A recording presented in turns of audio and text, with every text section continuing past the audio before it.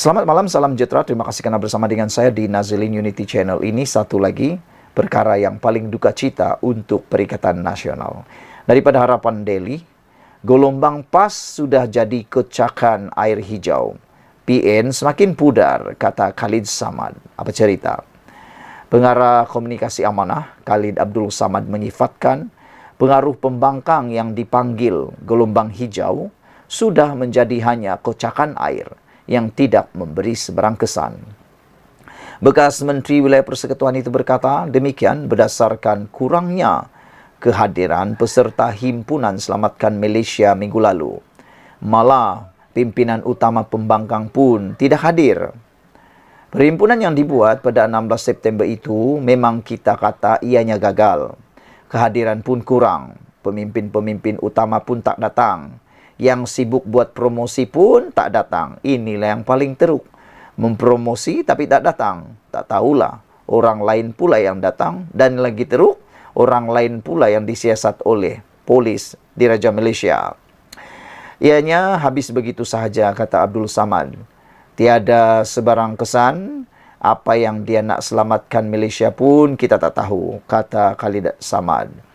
Hanya yang tak selamat, saya rasa Perikatan Nasional PN kerana relevansinya semakin pudar. Gelombang hijau sudah menjadi kocakan air yang kecil dan sudah tidak ada apa-apa. Ribut taufan sudah habis, katanya dalam program Bual Bicara bertajuk Selamatkan Malaysia atau Selamatkan PN di Jom Channel kemarin. Malah Khalid berpendapat, perhimpunan di ibu negara itu hanya bertujuan untuk mengekalkan PN sebagai pembangkang yang masih relevan setelah mereka kecundang dalam pilihan raya kecil PRK Johor. Orang putih kata, storm in a teacup, kecoh tapi dalam keadaan yang terhad. Gelombang hijau telah menjadi kocakan air hijau. Gelombang hijau di Johor nampaknya telah pudar. Hanya terjadi sedikit kocakan air. Sekarang ini dia cuba nak kekalkan relevansi kerana sebelum itu dia kata PHBN kalah, maka kerajaan akan jatuh. Sebelum itu di PRN 6 negeri pula, mereka kata kalau hilang ke 6 negeri itu maka kerajaan akan jatuh juga. Selepas itu PRK di Johor pun mereka kata kita akan jatuh juga. Tapi tengok-tengok calon PH menang. Dua-duanya kebetulan calon amanah. Lagilah sakit hati PAS. Itu kerana bagi dia, amanah itu memang satu parti yang tidak sepatutnya wujud, ujarnya lagi.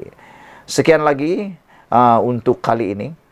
Jangan lupa tinggalkan komen anda. Sila tekan butang subscribe. Dan ada sambungan daripada Harapan Daily juga. PN gagal jadi pembangkang konstruktif. Maafkan saya. PN gagal jadi pembangkang konstruktif, hanya main retorik kaum dan agama. Perikatan Nasional PN gagal memainkan peranan sebagai pembangkang konstruktif dan berkualiti, kata ahli jawatan kuasa amanah Faiz Fadzil. Beliau berkata PN bukan sahaja gagal membentangkan belanjawan bayangan, malah tidak dapat memperkenalkan pernyataan dasar seperti yang dijanjikan pengerusinya, Tan Sri Muhyiddin Yassin. Jelasnya, blok pembangkang itu hanya bermain dengan retorik kaum dan agama. Namun, sentimen itu bukanlah dasar yang berupaya membantu pembangunan negara yang mampan. Ketika Pakatan Harapan PH duduk di kerusi pembangkang dahulu, belanjawan bayangan untuk tahun 2023 telah dibincangkan atau dicadangkan. Sepatutnya belanjawan bayangan adalah peluang terbaik pihak pembangkang menjalankan peranan semak dan imbang serta peluang untuk mengutarakan idea-idea bernas tentang pengurusan fiskal negara, katanya dalam kenyataan hari ini. Menurut Faiz, kegagalan PN memperkenalkan belanjawan bayangan dan polisi statement hampir 2 bulan selepas kabinet bayangannya dibentuk mendedahkan ketandusan idea pembangkang. Ketandusan idea ini menunjukkan ketidakupayaan gabungan itu untuk menjadi kerajaan, dan inilah yang berlaku ketika mana mereka mentadbir Putrajaya sebelum ini, ujarnya lagi. Tambahnya, Perang terbuka pemimpin PN dan Perdana Menteri dalam isu negeri boleh menjadi ancaman kepada konsep federalisme yang dipegang selama ini. Kebergantungan PN kepada cara politik Sanusi, Menteri Besar Kedah, ini tidak menguntungkan negeri Kedah dan negara.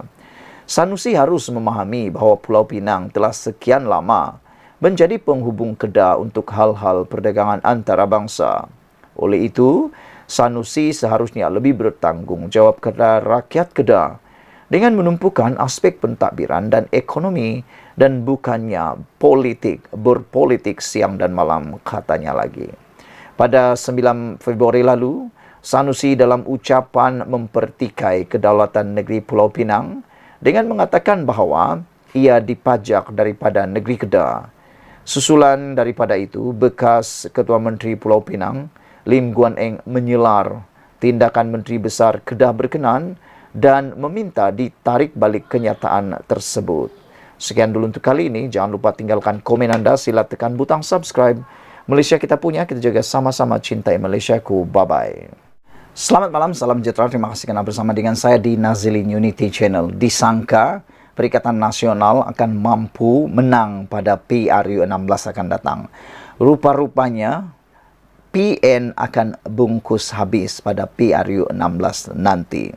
Ini apabila seorang pemimpin daripada Amanah, iaitu Khalid Abdul Samad, menjangkakan, meramalkan dan menegaskan PN akan bungkus dalam PRU 16 jika PH dan BN kekal bekerja sama. Secara peribadi, saya melihat ada kebenaran kepada apa yang dikatakan oleh Khalid Abdul Samad ini. Kerana jika kita lihat kebelakangan ini, PH bukan saja semakin pulih dan kuat, bahkan ianya makin disukai oleh para penduduk Malaysia dan rakyat Malaysia. Bahkan kalau selama ini ada pengundi yang di atas pagar, kini mula menunjukkan minat kepada Pakatan Harapan.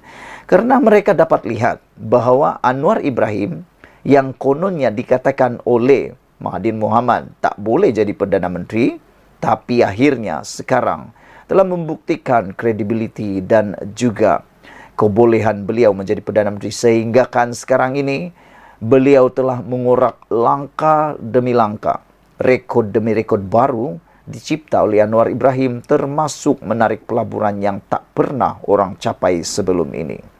Selain daripada itu, dilihat daripada Pakatan Barisan Nasional ataupun Gabungan Barisan Nasional, terutamanya UMNO, kita lihat keputusan Zahid Hamidi menyertai kerajaan menyahut titah ke bawah Duli Yang Maha Mulia di Pertuan Agong untuk menjadi sebahagian daripada kerajaan dan sanggup mengambil risiko untuk mengambil keputusan tidak popular, akhirnya membuahkan hasil. Jika dilihat dalam penganalisisan kita lihat Barisan Nasional sekarang mula pulih, terutamanya UMNO. Di mana-mana sekarang ini ahlinya mula hidup semula.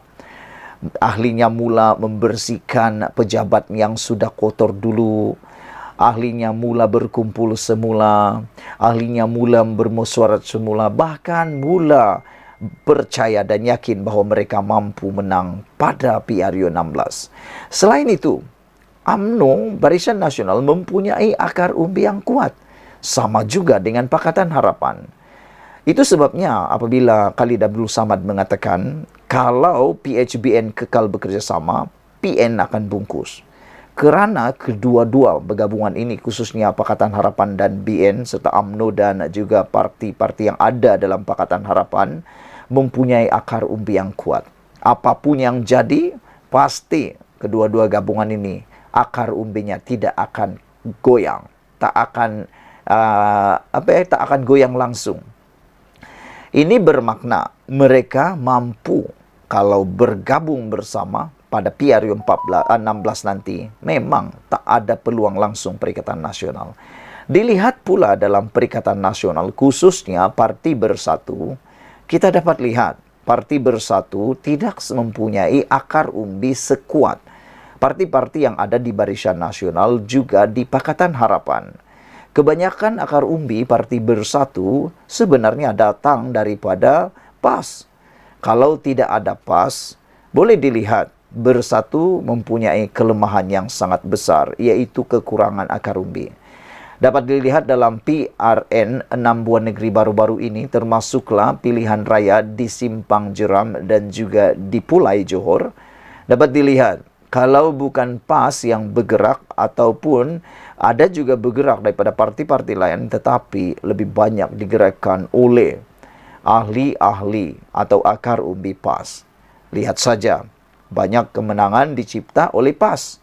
Kalau dilihat dan dinilai pula, kebanyakan kemenangan yang dicapai oleh Perikatan Nasional dalam PRU 15 adalah dimiliki oleh parti PAS.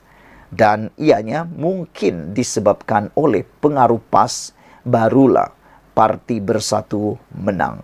Kerana terdapat banyak isu untuk Parti Bersatu, khususnya Parti Bersatu dianggap dicop sebagai parti yang mengkhianat, yang mana telah pun menyebabkan Pakatan Harapan tumbang, kerajaan tumbang, dan telah menyebabkan langkah Sheraton, menyebabkan ketidakstabilan politik pada waktu tersebut.